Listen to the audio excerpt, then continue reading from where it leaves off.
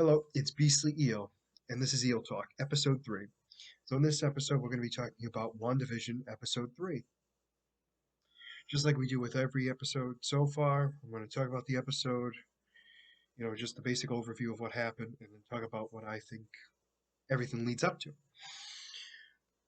So, if you haven't seen Episode 3, please pause the video, watch it, and then come and see. So each episode has so far been based on a specific decade. This particular one is the 70s, and the opening credits have that Brady Bunch vibe, basically a copy of Brady Bunch. So once that's over, we see the happy couple getting ready for the baby. Wanda is visibly pregnant. I mean, very pregnant, more so than she should be. And the two of them are talking about getting ready for the pregnancy and the baby coming. And Vision makes it clear that she's only been pregnant for a day, and she's so pregnant now, and he's concerned at how quickly it's going to happen. So the two of them are trying to get everything ready. Vision's trying to be calculated and understand exactly what's going on and really try to focus on helping Wanda as best he can. And Wanda's just kind of happy-go-lucky, going through the motions. Um, the doctor comes to visit. So the doctor comes to visit, and he thinks she's about between 4 and 5 months pregnant, which is a big shock because she's only been pregnant for a day. Vision is trying to understand, well, what happens if she, gives birth early? How often would you say she would be in like a couple of hours? And the doctor's very confused by this because in his mind that doesn't make any sense. She can't be just a couple of hours pregnant. She can only be 4 or 5 months pregnant. So that kind of fades away and that's kind of over. The doctor's ready to leave and he goes, oh, well, enjoy. I'll be back later. He's going to try to go away to Bermuda, I believe, if I remember correctly. So he leaves. Wanda and Vision are talking again, and Vision starts to question the reality around him. More specifically, talking about, like, hey, how is it that none of the neighbors know what's going on? I mean, we've showed our powers a lot, a lot. Nobody seems to understand what's going on. Well, Wanda doesn't like that. So Wanda, even though it's not clear as day that she does this, reality goes back as if scene didn't even happen. And Vision goes back to being happy-go-lucky. But while this is going on, Wanda seems to be getting more and more further along, faster. The more pregnant she is, the more her powers are unstable. Things start going on in the house, so like paintings of butterflies turn real, and things start to just go a little cuckoo. Things start to happen, and now she's starting to go into labor. Granted, Vision thinks it's false labor at first, and he starts to freak out when he realizes that it's not false labor anymore. So Vision decides he's going to have to go get the doctor because he doesn't know what to do in this situation. So he leaves. Well, the woman who's been in since episode 2, Monica, comes in. And the two of them are talking. Well, Wanda's trying to hide the pregnancy because, it's very odd that she's pregnant and that far along already when she's only been in the neighborhood a couple of days. So her and Monica are talking, and Wanda's visually trying to hide her pregnancy in very comedic ways. Um, and Monica's kind of telling a story about her job and everything, and Wanda's sort of listening, but not really, because she's focused on what comes out of the nursery. The nursery, um, a stalk comes. And the reason why that's funny is because there was a picture of the stalk in the actual room, and now Wanda's trying to make it disappear. Well, every time she tries to, it fails. So she's trying to make sure that Monica doesn't see it. And so this goes on for a while. Well, anyway, Wanda starts to get not so much pregnant, more pregnant, but she starts to go into labor, real labor this time. And she starts to freak out because there's nobody around and she doesn't know what to do. Well, Monica helps her out. She helps her with with the actual delivery of the baby, and everything goes smoothly. Vision goes to the doctor's house. The car's broken down. He picks up the doctor and brings him over to the house. The doctor gets there and he's like, I can't believe we got here so fast. It was like we were flying.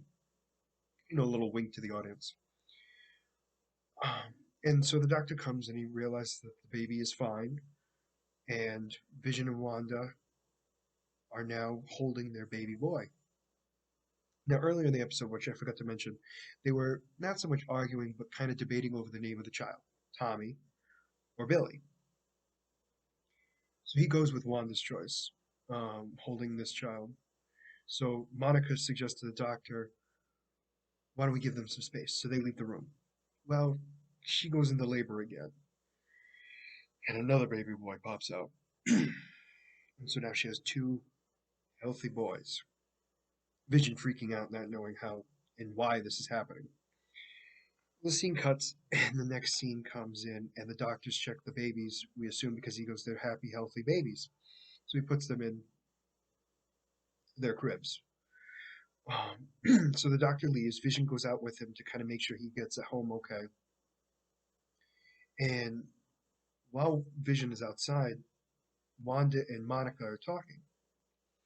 And Wanda kind of talks about her past a little bit, saying how she, it's funny I have twins because I'm a twin. I used to have a brother named Pedro, but he died. And then Monica says something that's very odd. She goes, he was killed by Ultron. And that's when Wanda starts to go, I guess the best way I could put it is crazy, or at least the first signs of it. What are you talking about? What do you mean? Who are you? Who are you exactly? And Monica starts to be like, I try to play it off like she didn't say anything. Go, I don't know what you're talking about. I just thought you should be happy that you have two healthy boys. And Wanda doesn't let it end. She gets more and more visibly upset about it. The scene cuts and we go back outside to Vision, letting the doctor leave, and how the doctor's saying, well, I guess I'm not going to be able to leave today. Again, and leaves. Leaves the area, not the town. So we have Herb and Agnes outside. So Herb is cutting the hedges and he keeps going down until he gets to the stone wall and continues. And Vision's kind of like, what's going on, buddy? What's going on? And he's just like, "No, nothing. Cut the hedges. And Vision's like, aren't you going a little too far? Yeah, I guess I am. And he keeps going. So Agnes comes out and now the two of them are starting to talk about Monica, how she's new in town, so new in town that she doesn't have a home, how she's only here to help them. And Vision's kind of like, well, help you for what? And Agnes stops her from talking more and basically says, we can't talk about it. We don't want it to happen again. We know what will happen if we talk about it. And Vision's kind of confused and not quite sure what's going on and kind of concerned about who this Monica is and what's going on. So Vision goes inside to figure out what's happening. Inside, there is just Wanda and the two boys. No Monica. So Vision's like, well, what's going on? Where's Monica? She left. She just left, and she's saying it in a very sinister way, is I guess the best way to put it. Kind of like, oh no, I have no idea. Like trying to play off innocent, but not actually. At this point, we have no idea what happens to Monica, and that's kind of how that scene ends. Well, that's the end of the episode, and what happens is it's almost like an after credit episode or piece of it. We see the outside of the town inside of a dome of energy, which we would assume is Scarlet Witch's. And all of a sudden, something gets shot out of it and lands on the ground. It's Monica. Key thing on Monica's chest is a necklace that has a sword in it. And now all these people come in, checking to make sure she's okay. Armed guards, it looks like, and everything else, making sure she's okay. And that's how the episode ends. A lot to unpack, I know. But there's only two big things I want to talk about. The first one are the twins. So unfortunately, it looks like we're going towards the idea of Mephisto still being a potential of being around, which is kind of a problem. Because the name of her two kids that get a piece of Mephisto's soul are Billy and Tommy, and they die in one universe of the Marvel universe, like part of the multiverse. Now, in the comic books, just like with most comic books, there's multiple universes. We don't need to get into all that, but overall, in one universe, the two twins live. and they when they grow up, they get new, they become young Avengers, and one of them called Whiskin, and I think I'm saying it right. I don't know if I am, and the other one's Speed. Whiskin has more of the powers like his mother. And Speed has more of the powers of his uncle. Pretty much all you need to know. Um, I'm hoping that they don't kill the kids and Mephisto doesn't come in, but it's still a potential possibility because it hasn't been proven that Mephisto's not in the area at all. Another thing I want to talk about, just briefly, is that Wanda is definitely crazy. She is definitely snapped out of reality. We see that more in this episode than we do in any of the others. And she's in full control, even though she's not in control of herself, if you understand what I mean. She knows what's going on, but in her world, it's going perfectly. And it's weird. And we see that at the very end of the episode where she kind of snaps at Monica, which leads me into my next point.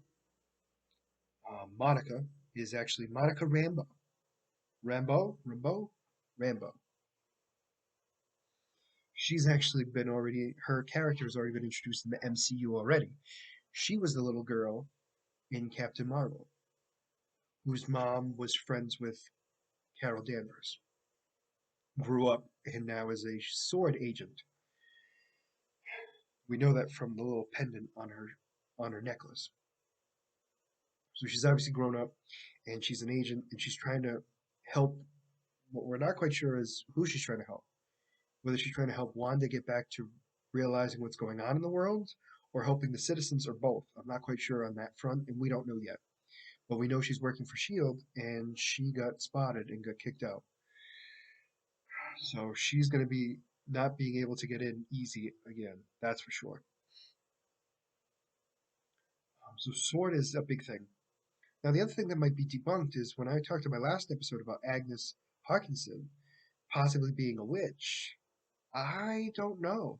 Because now that I know that most of the people know what's going on, or at least it seems like they know what's going on, she might not be a witch after all. She just might know what's going on and is trying to survive, which is interesting. A different approach than I was expecting. So Wanda seems to be like the bad guy in this. Vision and everybody else is trapped in there, but I still don't think it's the real Vision. I think it's just her manifested creativity of him, like she recreated him in her own mind. And the neighbors are kind of just stuck there, unable to leave because it's Wanda's world, trapped as prisoners. There's a lot that can happen. There's 6 episodes left, so a lot can happen, and who knows what else could happen in this. But I'm definitely very interested to see where this goes because so many different possibilities could happen, and I'm excited about it. And this show is definitely making me think a lot about anything that could happen. But that's pretty much the end of episode 3 and end of Eel Talk 3. So if you like what you see and you like the content and you want to see more, like and subscribe below. All right. And I'm going to be watching episode 4 this weekend and trying to produce the video as quickly as possible. I'm going to try to do it a little bit better each time. Any, any ideas or thoughts, please put them in the comments. This is Beastly Eel signing out. Thank you.